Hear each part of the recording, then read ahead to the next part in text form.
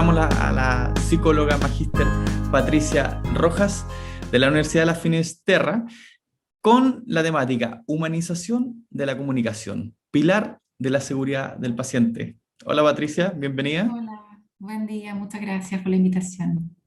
Gracias a ti por estar acá. Este espacio es tuyo.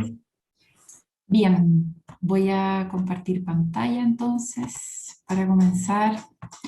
Agradeciéndole la invitación, es un placer que este espacio nos permita conectarnos desde lugares tan distintos, ¿no? Y con personas conocidas ahí. Es un placer reconectar en estas conversaciones con amigas queridas que hace tanto tiempo no vemos, como la Adrianita que debe andar por ahí. Así que nada, plantearles este espacio como un espacio que no pretende aleccionar en relación a cómo yo veo el fenómeno de la comunicación, sino comentar algunos conceptos claves y también desafiarnos a intentar cuestionar esos conceptos también, así como han sido enseñados tradicionalmente. Por ahí me voy a explayar un poco más en cómo yo enseño comunicación en la Escuela de Medicina de la Universidad Finisterra, que es a través del autoconocimiento. Creo que es una mirada bien interesante. Así que, bien, lo primero que me interesa hacer es precisamente asociar, ¿cierto?, el concepto de humanización y dignidad, porque en general se asocia el concepto de humanización con imágenes muy romantizadas de lo que significa el trato humano. Eh, y efectivamente yo entiendo el trato humano como un trato que tiene luces y sombras cuando le pedimos a un funcionario que nombre por su nombre a un paciente o cuando buscamos, ¿cierto?, establecer medidas de seguridad para él. Lo que estamos haciendo no es desde ahí comenzar a ser humanos, ¿sí? Y decir que antes no lo éramos. La humanidad por definición asume que como seres humanos tenemos luces y sombras, ¿sí? Lo básico para mí en esta conversación es que logremos hablar también de dignidad. Ese para mí es un concepto clave en esta conversación. Ahora, cuando planteo el tema de qué es lo humano, para hablar de comunicación y por qué desafío este concepto de la humanización, es porque precisamente los seres humanos podemos ser brillantes, luminosos y de verdad generosos y con nuestras acciones movernos en un plano de generosidad y podemos ser atroces y podemos ser maltratadores y podemos ser sombríos, ¿sí? Entonces, la humanización por definición no nos asegura un buen trato, la humanización por definición no nos asegura estar haciendo las cosas bien, ¿sí? Por eso en la introducción yo me planteaba desde otro lugar, más bien desde lo que me interesa proponerles hoy día, que es un profesional de la salud consciente, un profesional de la salud que intenta mirarse a sí mismo con reflexión, que intenta desafiar sus propias creencias y sus propios juicios de cara a la comunicación con otro. Otro que puede ser un paciente, otro que puede ser un compañero del equipo, otro que puede ser un familiar de un paciente. Da lo mismo. ¿Sí? Entonces yo reemplazaría la fe que a veces le tenemos al concepto de la humanización como que nos asegura un resultado por el concepto de conciencia. Y por el concepto de impecabilidad que Mauricio lo mencionaba por ahí en mi presentación, porque efectivamente para mí esto se resume en esta palabra.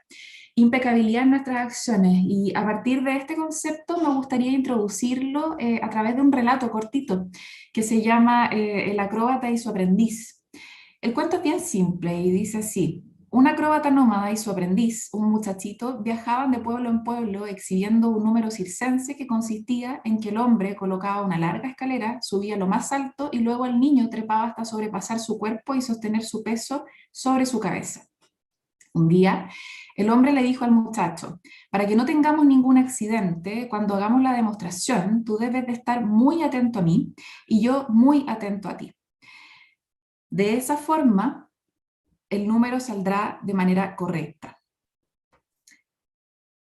Pero el muchacho protestó porque no le parecía una medida adecuada de protección mutua a la que le estaba sugiriendo el maestro. No, maestro, eso no funcionaría. Cuando hagamos el número, yo debo estar muy atento a mí y tú muy atento a ti. Así, te lo aseguro, nunca tendremos un accidente. el acróbata, sorprendido por la lucidez del aprendiz, le respondió: tienes razón. Si logro hacer correctamente lo que me corresponde, de esa acción impecable, siempre se beneficiarán los demás y también yo mismo. ¿Y por qué hablo de la impecabilidad para hablar de comunicación? Porque hay un error común que cometemos como humanos que somos, y es que pensamos que en los quiebres comunicacionales y en las barreras comunicacionales siempre la responsabilidad está puesta en nuestro interlocutor, y generamos rivalidades donde no hay, en fin, generamos relaciones que a veces están un poco entorpecidas en base a la creencia de que cuando fallamos comunicacionalmente lo hacemos porque hay un otro, ¿cierto?, que produce esta barrera. Si nosotros hacemos el intento de ser impecables con nuestras acciones, de ser impecables con nuestro lenguaje, lo más probable es que comunicacionalmente vamos a evitar una gran parte de malos entendidos. Y de lo que hablamos en términos de modelos, ¿cierto?, que ustedes evidentemente lo conocen porque trabajan centrados en este modelo donde el paciente está como protagonista de la atención, es básicamente decir que al paciente vamos a darle espacio, que el paciente es el protagonista. Cuando la relación clínica se pierde es cuando el protagonista es el médico, el enfermero, el tecnólogo, el auxiliar, ahí se pierde. El protagonista es el paciente porque estamos en una relación de servicio y la relación de servicio está volcada hacia el otro. Entonces, en esta relación vamos a dar espacio, ¿cierto?, a conocer las expectativas del otro, a darle información y también a que se expresen sus emociones, ¿sí? Y desde ese lugar es donde creamos la relación clínica. Ahora, ¿por qué ustedes, por ejemplo, en el trabajo que realizan, se dan el tiempo de conversar sobre esto? Porque en calidad hace rato ya que sabemos, ¿cierto?, que dignificar el trato, que hablar de comunicación ayuda primero en mejorar, ¿cierto?, la experiencia del paciente. No es fácil estar enfermo y aún más difícil es cuando nos encontramos con equipos que a lo mejor no tienen suficientes herramientas comunicacionales. Por lo tanto, hablar de estos temas favorece la adherencia, ¿cierto? Hace una relación incluso mejor desde el punto de vista costo efectivo, porque los pacientes vitrinean menos, ¿cierto? Porque confían en sus equipos, disminuye el riesgo de error porque accedes a información de mejor calidad. Y como consecuencia, ¿cierto? Que personalmente para mí es lo menos relevante, reducir el número de reclamos, pero sí mejorar la satisfacción, la experiencia del paciente y también la del equipo. Yo siempre a mis alumnos en la universidad les digo lo mismo. Nos pasamos tanto tiempo trabajando y es una aspiración legítima de todos nosotros ser felices con lo que hacemos. Y mejores prácticas comunicacionales van a mejorar nuestras relaciones y mejores relaciones van a generar un balance de bienestar diferente, ¿sí? Entonces, la relevancia de este tema ya ha sido recogido en distintos espacios, desde la Organización Mundial de la Salud para adelante. No hay que darle mucho tema a eso, mucho tiempo a eso. Pero sí me gustaría detenerme en por qué a veces hablar de comunicación resulta tan complejo. Y desde mi mirada, esto tiene que ver con que estamos hablando de comunicación humana. Si nosotros miramos las otras especies del reino animal, ninguna tiene el fenómeno de los malos entendidos, del pelambre y del cagüín que tenemos los seres humanos. Al parecer, nuestra condición humana es la que origina en sí misma las diferencias en comunicación y que lo hace tan complejo. Porque si bien es cierto, los seres humanos fluctuamos, ¿cierto?, entre necesidades de individualización y de pertenencia, la comunicación lo que hace es reflejar que necesitamos de un otro, necesitamos asociarnos, necesitamos comunicarnos para cooperar, para lograr objetivos. Y este para mí es el Padre Nuestro de la comunicación. De la calidad de nuestra comunicación es la calidad de la relación. ¿Por qué digo que es el Padre Nuestro? Porque lo puedes aplicar a la comunicación con tus pacientes, lo puedes aplicar a la comunicación con tus amigos, lo puedes aplicar a la comunicación con tus hijos y lo puedes aplicar a la comunicación con tu pareja. O sea, de la calidad de mi comunicación, de la calidad de mis conversaciones, va a ser finalmente la calidad de la relación que voy a tener.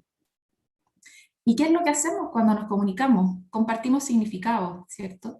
De alguna forma también logramos mejorar el contacto con otros, logramos conocer más de nosotros mismos, Cuando nos comunicamos al mismo tiempo nos develamos en nuestra forma de ser, de la manera en que yo me comunico finalmente, es cómo estoy siendo en el mundo, ¿sí? Es una forma de transparentar ese quién soy.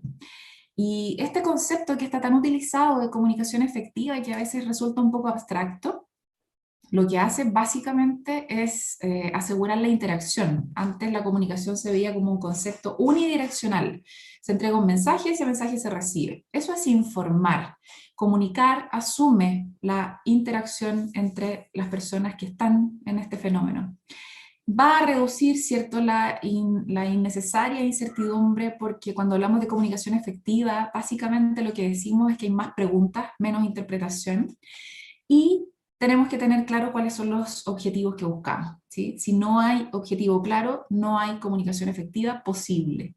Y otro elemento que no está puesto acá y que tiene que ver, ¿cierto?, con el dinamismo de la relación y con que partimos a través de un modelo helicoidal, es decir, de lo general a lo particular, es el hecho de que para hablar de comunicación efectiva se presupone buena intención, se presupone una orientación genuina hacia aquel objetivo que buscamos construir. No existe comunicación efectiva si estoy hablando de manipulación, por ejemplo. ¿Ya? Ese es otro fenómeno. Para hablar de comunicación efectiva, declaramos un objetivo en común y nos orientamos en esa conversación. Entonces, tenemos ya una primera aproximación, que es decir que, como ustedes evidentemente saben, el resultado va a depender de los objetivos. Y no necesariamente los objetivos del paciente son coherentes con los objetivos del equipo. Y aquí me propongo hacer una primera reflexión. No es lo mismo conocer al paciente que conocer la patología, ¿sí? Ustedes contribuyen de manera exacta a aportar información, ¿cierto? Es una información de calidad la que ustedes proveen en el proceso diagnóstico, por ejemplo. Pero al momento de que les tocan otras acciones, por ejemplo, las consejerías en VIH, otro tipo de actuación en el equipo de salud, ustedes lo que hacen es conocer al paciente, ¿sí? Se amplía el paraguas. Y cuando conocen a otro, y cuando estamos en este fenómeno, si ustedes googlean comunicación, lo más probable es que les va a aparecer esta imagen. Ahora, esta imagen que es valiosa porque asume que existe interacción, ya no es solamente un A y un B, no es solamente información, sino que habla de la existencia, ¿cierto?, de emisor, receptor, mensaje, a través de un canal sobre el cual se obtiene también una respuesta. A mi juicio, y desde la forma en que yo me relaciono con el concepto, adolece de un par de preguntas que para mí son claves, que son las siguientes. ¿Quién es este emisor cuando se comunica? ¿Y quién es este receptor cuando se comunica? ¿Y en qué contexto está ocurriendo todo esto? Porque no es lo mismo que nos comuniquemos entre comunicadores funcionales, es decir, que asumimos, por ejemplo, las preguntas como parte del proceso, que asumimos la diferencia y la discrepancia como parte del proceso, que comunicarnos con un comunicador agresivo, que comunicarnos con un comunicador hiperracional. No es lo mismo. No es lo mismo que nos comuniquemos a través de, perdón, con un paciente que ha esperado 12 horas porque está con dolor en una sala de espera, a que nos comuniquemos con un amigo en una cafetería, ¿sí? El contexto, al parecer, es fundamental. ¿Y por qué hablo de quiénes somos? Porque yo enseño comunicación en la universidad a través del autoconocimiento. Esa es la mirada que adopté y la que me hace más sentido. Las disciplinas de servicio se sostienen en las relaciones y para tener una relación con otro no es posible saltarme la relación conmigo mismo. Y voy a explicar de qué se trata esto, por qué este vínculo entre autoconocimiento y comunicación. Creo que es fundamental acuñar un concepto clave acá y que tiene que ver con el observador. Todos hemos visto este ejercicio de percepción. Estoy quedando un poco sin luz, así que voy a abrir un poco acá. Todos hemos visto un poco este ejercicio de percepción que tiene que ver con el vaso, ¿cierto? Y que algunos perciben un vaso medio lleno y un vaso medio vacío. Otros dicen, no, este es un Photoshop, entonces van al cognitivo y dicen, no, este es una alteración. En fin, pero para el mismo fenómeno existen distintas miradas. Hay un principio budista que dice que si crees que tienes un problema, entonces tienes un problema, porque efectivamente, ¿quiénes somos como observadores de la realidad? Concepto bellísimo que acuñó el maestro Humberto Maturana, que lo perdimos hace poco, ¿no? El concepto de observador nos dice que no existe una única mirada para lo que nos rodea, que existen múltiples miradas de acuerdo a los múltiples observadores. Ustedes dicen, no, porque yo cuando me relaciono con la verdad, porque estoy con un equipo de última generación que me dice la verdad. Sí, claro, esa es la verdad hasta ahora. Pero no podemos decir que los medios que existían hace 50 años para obtener, por ejemplo, resultados de exámenes nos mentían, ¿sí? La evidencia no es otra cosa que la verdad hasta ahora, ¿sí? ¿Y por qué traigo este concepto? Porque si no nos hacemos cargo que cuando nos comunicamos lo que estamos haciendo es poner en juego mi observador con el tuyo, tenemos un problema, ¿sí? ¿Qué es esto del observador? Mi observador, ¿cierto?, es el que está relacionándose con una realidad que ve, pero que al mismo tiempo que interpreta. Y ahí ya empezamos a complejizar el fenómeno. Cuando yo interpreto, estoy hablando de mi experiencia, estoy hablando de mis expectativas en la conversación, en la relación. Me frustro, ¿cierto? Si algo no les gusta, me alegro y me siento muy bien si es que sí, pero eso tiene que ver conmigo, con lo que yo esperaba. Mis quiebres, ¿cierto? Si yo soy un usuario del sistema de salud y perdí a lo mejor a mi mamá en este hospital, voy a ir con esa historia, ¿cierto? Con ese quiebre, a relacionarme con el equipo. Mis aprendizajes previos, mis hábitos. Entonces, no es tan simple como saber frases empáticas para comunicarnos bien, ¿sí? No es tan simple como tener un discurso armado de amabilidad, ¿sí? La impecabilidad que propuse al principio tiene que ver con hacernos cargo de esta pregunta. ¿Qué observador soy?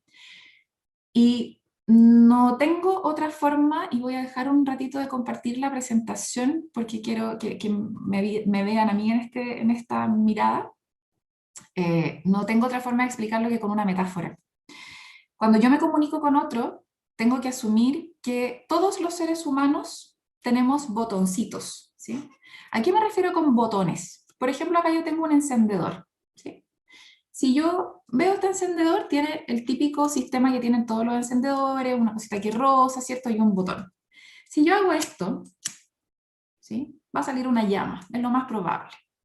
Pero si se le acabó el combustible, lo más probable es que no va a salir una llama. Si yo pongo la llama al máximo y hago esto, va a salir algo parecido a un soplete, y si lo tengo cerca de la cara probablemente me quemo. Si, no sé, mi ex, que a lo mejor está súper enojado conmigo, se aseguró de que yo iba a tener esta charla hoy día y dijo, la Pati va a ser el ejemplo de los botones, entonces voy a poner una bomba en el encendedor. Y puso una bomba y yo ingenuamente hice esto, lo más probable es que vamos a explotar, ¿sí? Y ustedes van a ser testigos de un espectáculo muy desagradable. ¿Por qué explico esto de esta manera? Este encendedor tiene botones y tiene un sistema que hace posible que ocurra lo que debe ocurrir. Nosotros también. Cuando yo me relaciono con alguien y esa persona está mostrándome a lo mejor una diferencia, y a mí esa diferencia, desde el observador que soy, la integro como agresión. Si esa diferencia yo la integro como una denostación, si esa diferencia yo la integro como rechazo, eso tiene que ver conmigo, ¿sí?, con el observador que yo soy. Si yo le pido algo a un compañero de trabajo y ese compañero se niega y yo con eso me enojo, me frustro y me vengo, eso tiene que ver con que esa persona puso el dedito en el botón rechazo, que escucha el no de una manera muy desagradable, ¿sí?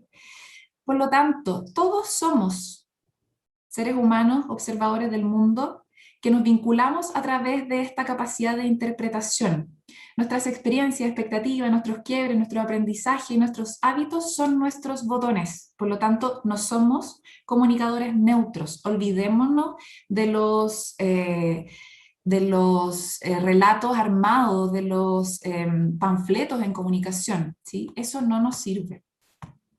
El ejercicio de autoconocimiento es clave y aquí cuando nos preguntamos qué tipo de observador somos al momento de comunicarnos, es indagar qué me permite crear la forma en la que observo determinada situación, porque de acuerdo a lo que yo estoy observando va a ser la realidad que voy a crear, ¿sí? Si yo aquí veo, ¿cierto?, un abanico, si veo una cola de ratón, o si veo, no sé, una gran serpiente, voy a tener marcos de acciones posibles de acuerdo a la parte de la realidad con la que me estoy quedando, ¿sí? Si veo recursos en vez de ver brechas, voy a tener acciones posibles diferentes. Si veo mala intención, ¿cierto? En vez de, no sé, tal vez torpeza, voy a tener un marco de acción diferente, ¿sí? Hay una frase que me encanta, que dice que el verdadero viaje de descubrimiento no consiste en buscar nuevos paisajes, sino en tener nuevos ojos. Y este tiempo que estamos viviendo, todos ya están hablando de una era pandémica, por Dios, ¿qué nos ha desafiado en esto? En intentar descubrir, ¿cierto?, en la realidad que habitamos, oportunidades diferentes, ¿sí?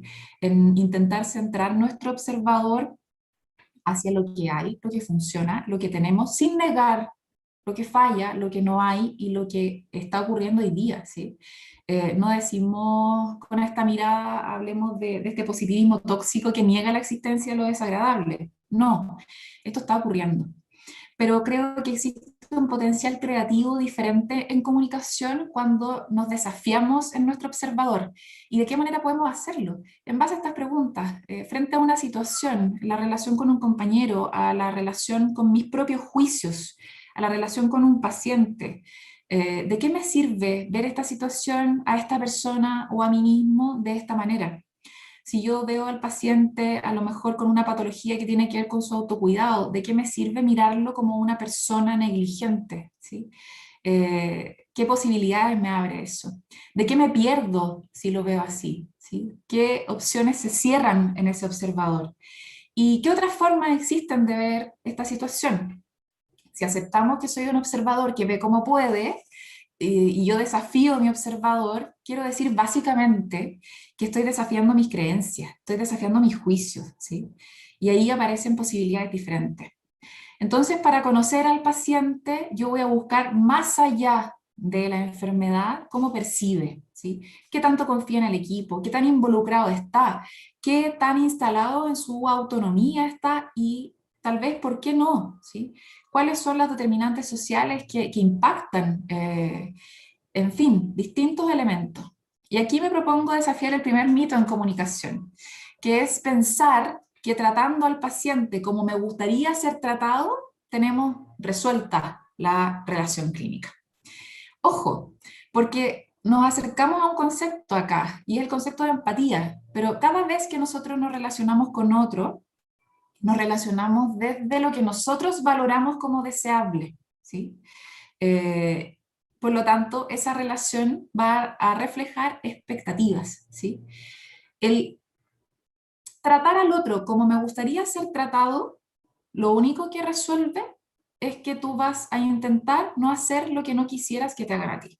Y eso, en principio, tiene una base que viene del catolicismo, pero no necesariamente nos asegura una adecuada relación clínica. Y aquí me gustaría tomarme unos minutitos para compartir con ustedes este video que es bien breve y que seguramente más de uno ha visto.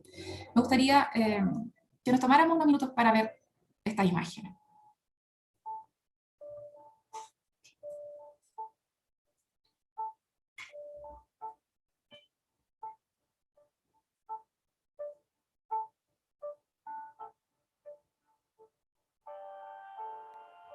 No sale nada, no se ve nada en la pantalla, Patricia. Qué bueno que me avisaste, muchas gracias.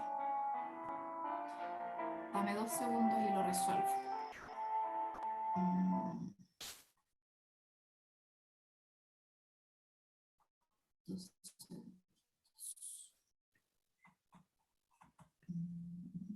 Mientras Patricia está ajustando las perillas. Oye, recordarle a todos que pueden, después de la actividad del día de hoy, fpschile.org, encontrar toda la información respecto a ofertas académicas, a webinars. Hay un concurso de videos incluso que pueden encontrar ahí. y muchísima más información. Ustedes pueden ser parte de esta Fundación de Seguridad del Paciente en www.fspchile.org. Patricia, ¿estamos? Sí, esto es ¿Sí? como los comerciales. Sí. Vamos a comerciales, gracias. A ver, voy a intentar ver si ahora sí. Cuéntame si logro... Ahora sí. Buenísimo.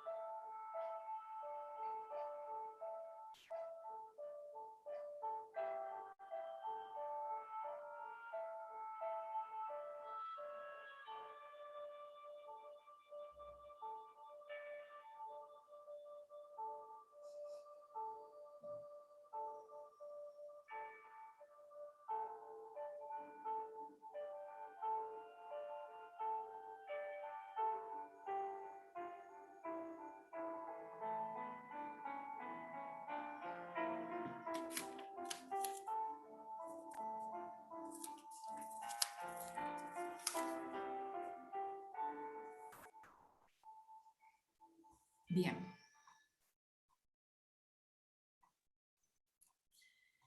Entonces, en función de este video que seguramente algunos de ustedes ha visto antes, me propongo introducir un concepto que en general aparece bien desarrollado cuando hablamos de comunicación en varios lugares, ¿sí? En varias disciplinas se habla de la empatía como que nos asegura la relación clínica. Ahora, Ojo con esto, la empatía como concepto no necesariamente nos va a asegurar un buen resultado, porque hablamos, ¿cierto?, de definiciones que tienen que ver con sentir como el otro y con incorporarlo a la relación clínica como aprender, ¿cierto?, la experiencia anímica del otro. Y ojo ahí, porque yo en general creo que cuando a nuestros estudiantes, por ejemplo, les planteamos la necesidad de ser empático en la relación con sus pacientes, inmediatamente a mí me pasa que los veo con una cara como de, oh, yo no sé si puedo hacerlo. Esa es la primera impresión que a mí me da. Cuando vemos este video, por ejemplo, yo digo, wow, no andamos por la vida, ¿cierto?, con un cartel que diga cuál es nuestra experiencia más importante ese día. Lo más probable es que si fuera así sería mucho más fácil, pero eso no ocurre en la realidad. Ahora, si bien es cierto, es un concepto valioso, a mí me interesa cuestionarlo un poquito y entender que cuando hablamos de empatía en comunicación, vamos a hablar de distintas orientaciones, desde un modelo más cognitivo, ¿cierto?, la capacidad de comprender la experiencia del otro, desde lo afectivo a lo mejor buscar experimentar lo que siente el otro, desde lo actitudinal intentar como acercarse, ¿cierto?, al otro, y desde lo comunicacional expresar directamente que estamos con él. Pero eso me queda corto para explicar la empatía si es que vemos imágenes como esta de una persona durmiendo en la calle, porque yo, aunque tenga una imaginación bien avanzada, la verdad es que no logro ponerme ahí.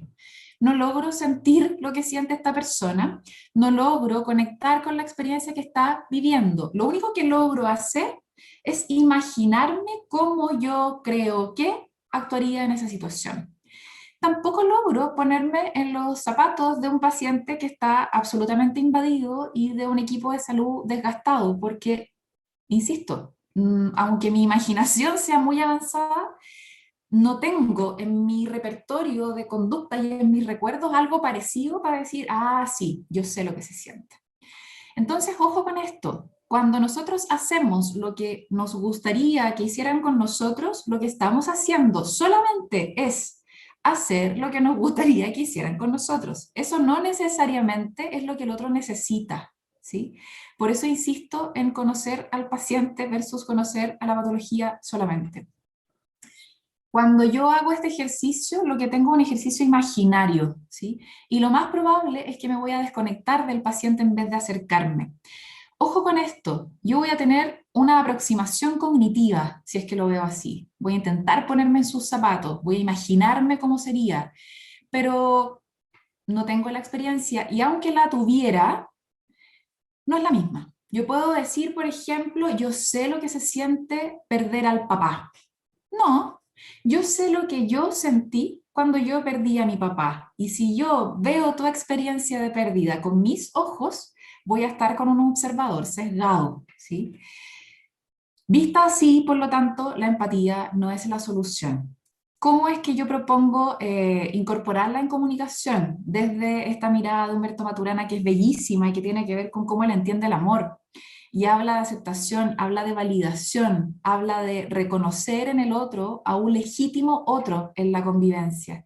Es aceptar que si yo me conozco bien, yo sé que a mí me pasan cosas con las situaciones que vivo. Yo experimento un mundo emocional diferente al tuyo. Y que en esa experiencia humana, al igual que tú y yo, sentimos lo que sentimos y hacemos lo que podemos, dado quienes somos. Cada uno está aquí haciendo lo que puede, ¿sí? Esa validación del otro, esa comprensión del otro, no necesita hacer grandes gestos para declarar empatía. Y esta caricatura en el fondo ironiza con eso. No necesitamos decir grandes cosas, no necesitamos hacer grandes cosas, simplemente necesitamos legitimar al otro en la convivencia, ¿sí? Y este modelo para mí es interesante porque habla de que no todas las llaves abren las mismas puertas y que de alguna manera necesitamos ajustar nuestros recursos. En comunicación existen distintos modelos para explicar quiénes somos en la interacción, pero este a mí me parece bastante sencillo y define básicamente 5 estilos de comunicador. Cuando hablamos de tipos de comunicadores, hablamos de personas, nosotros, que aprendimos a comunicarnos en el seno nuclear de nuestra familia, que valoraba ciertas cosas y dejaba fuera otras. Así hay personas que aprenden que complaciendo van a lograr mejores acuerdos, a no manifestar sus diferencias y a buscar aprobación, ¿sí? Personas que se mueven desde ahí. Otras que se mueven desde la búsqueda del argumento racional y que son en general menos demostrativos en sus afectos, más distantes, más fríos, que necesitan la evidencia, ¿sí?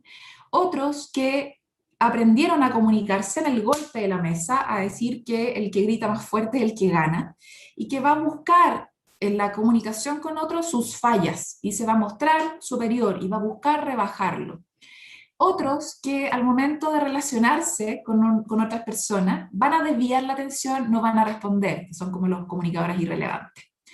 Entonces, yo tengo que aceptar que así como en una sala de clase encuentro 5 tipos de comunicadores, en general los menos funcionales, porque hay que hacer un trabajo para ser comunicador funcional, hay que develar quiénes somos como observador para poder ser comunicadores funcionales, siempre vamos a encontrar esta diversidad.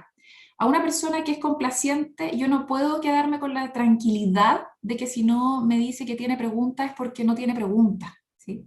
Lo más probable es que me lo está diciendo para encontrarme la razón, ¿sí? Para una persona hiperracional voy a tener que darle más pruebas, para una persona agresiva voy a tener que ser más contundente en mis límites, para una persona irrelevante voy a tener que ser más directivo, ¿cierto?, en la conducción. Entonces, así como nuestras formas de comunicarnos son diferentes, nuestras formas de ser son diferentes, nuestras necesidades también lo son. Y el desafío comunicacional de los equipos de salud es ajustar nuestras herramientas a los distintos tipos de comunicadores. Otro mito, la relación clínica es neutra. La relación clínica tiene un fenómeno de transferencia y contratransferencia. Cuando nosotros nos comunicamos, creamos relación y esa relación está puesta en un contexto. Por lo tanto, comunicarse es relacionarse y relacionarse es comunicarse. No existe neutralidad acá, ¿ya? Existen sentimientos, existen emociones que están vinculadas al proceso de relacionarnos con otros. La disociación, que hoy día hemos visto como recurso en algunos equipos de salud para sobrevivir al caos que enfrentan día a día, es un recurso siempre y cuando se use de manera acotada. Si la disociación se usa no solamente para atender la reanimación de un paciente y no acordarme que tengo hijos, se usa como único recurso, voy a tener ahí a la larga desconexión emocional que va a impactar en otras relaciones.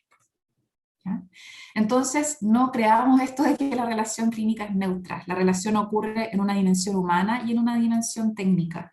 Desde lo humano, ¿cierto? Vemos objetivamente, perdón, desde lo técnico vemos objetivamente, pero desde lo humano nos vinculamos con la persona que está experimentando, ¿sí? Entonces aceptemos esto, dejemos de resistirnos a que efectivamente estamos acá en la neutralidad y en la objetividad, y dejemos esa objetividad entre paréntesis. Aceptemos que acá lo que estamos haciendo es conjugar subjetividades en un diálogo, y que por lo tanto, así como ustedes hacen una opinión del paciente, el paciente se hace una opinión de ti, y que ambas impactan en el resultado, ¿sí? Otro mito es pensar que solo tengo que cuidar lo que digo, y sabemos hoy día que lo más importante del mensaje es lo no verbal. ¿Y por qué planteo este elemento en esta exposición? Porque el cuerpo es acusete, el cuerpo expresa con transparencia lo que el lenguaje siempre revela tarde. Entonces el cuerpo va a develar aquello que yo creo, aquellos que son mis juicios frente al otro, ¿sí? Ojo con ser consciente de tus juicios y de tus creencias al momento de comunicarte, porque ahí va a aparecer tu actitud. Si yo tengo frente a mí una persona que llegó tarde y yo veo en eso a una persona floja, mi cuerpo va a develar eso y mi relación se va a crear desde ahí, ¿sí? Todo lo que yo trate de decir después va a llegar tarde. Otro elemento que me parece interesante incluir acá es el elemento de la confianza. Como concepto, la confianza es un aprendizaje. Los equipos de salud están llamados a crear relaciones de confianza con sus pacientes. Y la confianza, a mi juicio, desde la mirada del coaching ontológico, tiene que ver con construir un aprendizaje en punto medio. Cuando somos niños, somos inocentes porque nada ha fallado aún. Pero a medida que vamos creciendo, aparecen algunos quiebres, aparecen algunas ideas que tal vez nos alejan, ¿cierto?, de este idealismo infantil. Aparecen entonces las experiencias de traición, por ejemplo, de fallas de confianza, y nos vamos a lo mejor todo falla. Entonces, si un amigo me falla, digo, nunca más vuelvo a tener amigos. Si una pareja me falla, nunca más vuelvo a tener pareja. ¿Qué es lo que nosotros necesitamos en la relación clínica? Prudencia. Nosotros tenemos que ser capaces de mostrarle a nuestros pacientes que las cosas pueden fallar o no, que nosotros estamos comprometidos con el mejor resultado y que, sin embargo, a veces tomando todas las acciones que corresponden, las cosas fallan. Esa transparencia en el lenguaje, lo que hacen hoy día los equipos, por ejemplo, que es transparentar qué es lo que está pasando en los hospitales que están cerrados al contacto con los familiares, contribuyen a crear confianza en prudencia, en un punto medio. Cuando yo intento transparentar lo que está ocurriendo, ¿sí?, lo que intento es crear prudencia, ¿sí?, la idea de que todo puede fallar o no, y que nos vamos a jugar porque no falle, pero el fallo es parte de, ¿sí? Preguntémonos entonces, ¿qué de nosotros mismos contribuye en generar relaciones basadas en confianza? ¿Qué de nosotros mismos nos aleja de este tipo de relaciones? ¿Sí? Y acá me voy a ir súper rápido porque me interesaría, en vez de esto, que lo pueden leer en cualquier parte. Yo creo que lo anterior es un poco elaboración entre literatura y experiencia, pero acá estos son conceptos teóricos que la verdad que van a quedar en el material que les voy a entregar. Cuando hablamos de conocer, lo que buscamos en el fondo es saber cómo que el paciente experimenta, ¿sí? ¿Por qué será que un paciente con cáncer lo ve como fin de su vida y por lo tanto se suicida, ¿sí? Esta experiencia, este concepto nos permite explicar un poquito esto. De lo que hablamos cuando hablamos de experiencia de enfermedad es de algunos conceptos que nos ayudan a acercarnos a intentar comprender cómo el otro observa, ¿sí? No es lo mismo en lo que está fuera de él o en sí mismo. No es lo mismo que yo diga, ah, claro, pues soy diabética porque tengo abuelo diabético, mamá diabética, y yo la verdad es que soy amiga de los postres. A decir, claro, yo creo que tengo diabetes porque he sido tan mala en mi vida que me merezco un castigo. Cuando el locus de control es interno, yo voy a ver que mis acciones tienen algún nivel de protagonismo. Puedo ser más protagonista al controlar. Cuando yo veo que mi locus de control es externo, lo que me queda es resignarme, ¿cierto? Porque nada de lo que haga depende de mí. Los pacientes también enfrentan y afrontan su realidad de una manera diferente, y vamos a tener pacientes que se dirigen a el problema, o pacientes que están orientados a la emoción, y eso va a cambiar, ¿cierto?, el marco de acciones posibles. Cuando yo me dirijo al problema, busco más opiniones, me informo. Cuando estoy en la emoción, ¿cierto?, me voy a lo mejor a tomar, no sé, pues un retiro espiritual y busco aquietar mis emociones, y no digo que exista una buena y otra mala, pero son diferentes formas de afrontar lo mismo. Entonces, conocerlo nos permite saber qué tan involucrado va a estar el paciente. Conocer cómo significa, dijimos, todos somos observadores diferentes de la realidad, y esta forma en que significamos va a variar de persona en persona, ¿de acuerdo? Entonces, acá, ¿qué me interesa que sepan? Que no todos vemos la enfermedad de la misma manera. Y hay personas que ven la enfermedad como desafío, por lo tanto se aproximan, y otras personas que la ven como amenaza y por lo tanto se esconden y no hablan de esto, ¿sí? Saber cómo experimenta la enfermedad va a ser valioso para los equipos de salud. Creencias. Sabemos que hoy día todos nos cuidamos porque creemos que somos vulnerables a una enfermedad y porque el costo de llevar una mascarilla puede ser molesto, pero no es terrible. ¿Qué nos dice este modelo? Que los seres humanos tomamos acción en nuestra salud en la medida en que vemos que la amenaza es alta y que nosotros somos vulnerables. Si yo veo que la amenaza no es tan alta y que no soy tan vulnerable, la verdad es que no lo voy a hacer. Y si veo que la amenaza es alta, pero el costo de cuidarme es desmedido, tampoco lo voy a hacer, ¿sí? Entonces, ¿cómo puedo conocer las creencias que sostienen las decisiones de mi paciente? Preguntando. preguntando, evitar la interpretación. Cuando aparece el pensé que, queda la escoba en comunicación. Pregunta, ¿sí? Llevemos esto a una práctica reflexiva, identifiquemos qué de mí, desde qué lugar estoy decidiendo, qué sostiene mi conversación con el otro, qué sostiene mis decisiones, qué sostiene este conflicto con mi compañero, ¿sí? ¿De qué manera contribuí yo? No, pero es que él me gritó, sí, ¿de qué manera contribuí yo? Si el grito existió, pero de lo que te puedes hacer cargo es de tu parte, ¿sí? ¿En qué medida se van expresando mis miedos en la relación o mis capacidades? ¿Sí? Cuando estoy con un paciente, ¿estoy realmente con el paciente o estoy pensando en cómo me va a evaluar? ¿Sí? Y para terminar, me gustaría compartir con ustedes el cómo yo entiendo la relación clínica, que es una mezcla entre conexión y planificación. En la planificación está lo que sabemos, lo que nos han enseñado en la universidad, las preguntas correctas, ¿sí? Los algoritmos para razonar. En la conexión está nuestra capacidad de ir a conocer al otro. ¿Qué ocurre? Que en la medida de que uno de los dos se aumenta, cae el otro. ¿Sí? Puedo ir en un exceso de planificación, mi conexión va a fallar. Puedo ir en un exceso de conexión y decir, voy a hablar con el paciente de la vida y mi planificación cae. Por lo tanto, encontremos nuestro estilo particular al comunicarnos, pero siempre al servicio del paciente y en una práctica reflexiva, que básicamente lo que hace es jugar al malabarismo con todos estos elementos. O sea, para comunicarme yo tengo que tener técnica, también tengo que tener estilo, tengo que tener horas de vuelo y tengo que tener conciencia en mí mismo. Entonces, reflexiones de este gran maestro que perdimos y que a lo mejor Chile no le dio el valor que tiene. El lenguaje más las emociones generan conversaciones, por lo tanto el ser humano se va construyendo a partir de esto.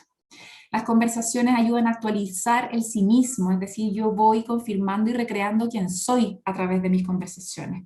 ¿Qué desean de mí las otras personas y cómo voy creando un espacio, ¿cierto?, en la comunidad y en la sociedad? Por lo tanto, reflexionar sobre la forma en cómo nos comunicamos es importante. La especie de defensa como muy talibana a nuestros principios a veces y que confundimos con convicción y que confundimos con ser rectos, a veces lo único que hace es rigidizarnos en nuestras creencias, no reflexionamos sobre ellas y eso es peligroso, ¿sí? Entonces, quienes tenemos solamente un martillo como herramienta, vamos a ver siempre como problema un clavo. La idea es que busquemos tener herramientas diferentes para identificar que podemos resolver con distintas formas, ¿cierto?, distintos problemas y crear divergencia. Para finalizar, los invito que en este tiempo que se habla de los superhéroes de la salud, nos saquemos la capa porque acá el héroe de la salud está flaqueando, y que instalemos más bien dinámicas colaborativas entre nosotros y dinámicas basadas en el autocuidado. Si no, la verdad es que el costo va a ser mayor, ¿sí? Así que esa invitación les dejo, sabiendo que estoy acá con profesionales de salud. Muchas gracias por la invitación y Primero que todo, felicitarte porque muy buenos comentarios acerca de la presentación. Le agradezco personalmente también. Tenemos dos preguntas. Una que dice, no creo en la empatía. ¿Usted opina, qué opina de la compasión en comparación a la empatía? Y la otra, para que la tengas por ahí también, ¿cómo superar este paradigma de rascarse con sus propias uñas dentro de la sociedad, de preocuparse solamente de nuestro entorno cercano?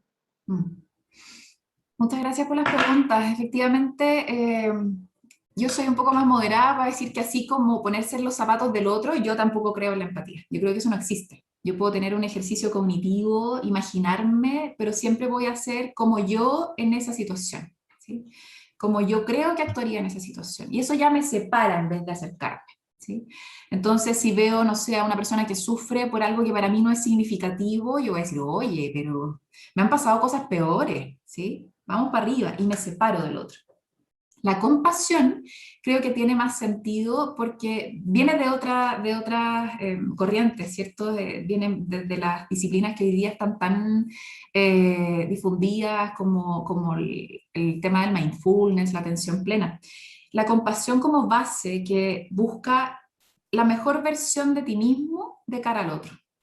Yo lo planteo con otras palabras, yo lo planteo como impecabilidad. A mí me encanta el concepto de impecabilidad. Yo creo que si somos impecables en nuestras acciones y en nuestro lenguaje, aseguramos la mitad del resultado. La otra mitad será del otro, pero no depende de mí. ¿sí?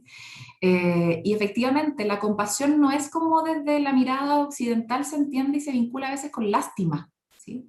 La compasión tiene que ver con encontrar ese lugar donde tú estás en tu mejor versión y te conectas con la mejor versión del otro, y reconoces en el otro también, por lo tanto, recursos, valor.